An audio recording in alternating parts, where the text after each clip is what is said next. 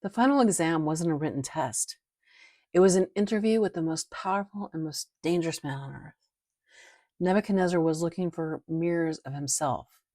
Instead, he found a window into the mind of the Almighty. Today, we see the triumph of Daniel's 3 years trial. Hello, and welcome to Bible Talk. I'm your host, T. I'm not a theologian. I'm just a woman who loves God and wants others to truly understand the depths of faith that we should have. In this video, we conclude chapter 1 by seeing how Daniel's faithfulness resulted in intellectual superiority and long-term influence that outlasted the king himself. I read from the Christian Standard Bible, and today we're going to read Daniel chapter 1, verse 17 and 20. God gave these 4 young men knowledge and understanding in every kind of literature and wisdom. In every matter of wisdom and understanding that the king consulted them about, he found them 10 times better than all the magicians and enchanters in his entire kingdom. So let's look at the analysis. The source of genius. Notice verse 17. God gave. The University of Babylon provided the books, but God provided the brain. Daniel mastered their wisdom so thoroughly he could debunk it from the inside. 10 times better. In the ancient world, 10 represents completeness. He wasn't just slightly smarter.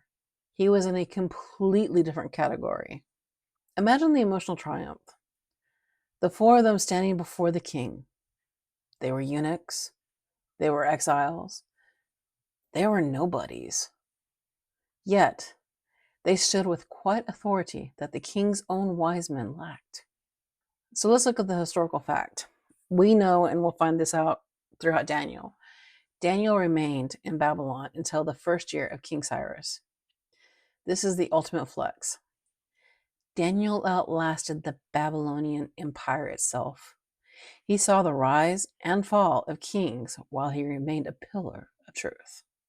The world can give you a degree, but only God can give you a destiny. So the skeptic might ask, if Daniel was so much smarter, why didn't he use his power to free his people? Why did he stay in the godless palace for 70 years?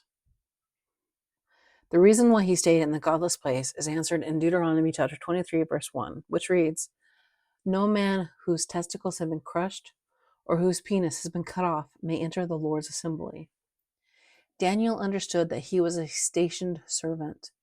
His mission wasn't to lead a physical revolt, but to maintain a heavenly presence in a hellacious place. Because he stayed, he was able to influence kings, protect his people from within the system, and receive the prophecies that we are still studying today. True power isn't always breaking the chains. Sometimes it's being the one the king has to call when the chains are tightening. So here's my theological challenge. We are called to be the excellent ones in our fields. Whether you are a plumber, a doctor, or a teacher, your work should be 10 times better because of the Spirit of God within you. Excellence is a form of worship that Babylon cannot ignore. But the peace wouldn't last. A nightmare was coming, a dream so terrifying it threatened to wipe out every wise man in Babylon, and only the unclean Hebrew could stop the executioner. We'll see this in chapter 2. But first, here are my 3 questions for you to build your faith. Number 1, is your work 10 times better because you do it for the Lord of Heaven's armies? Number 2, are you building a life that can outlast the empires of the world? And number 3, will you commit today to being in the room with the darkness without letting the darkness in? In the next video, we're going to dive into chapter 2, the king's nightmare and the decree of death. Until next time, you have a blessed day. Bye for now.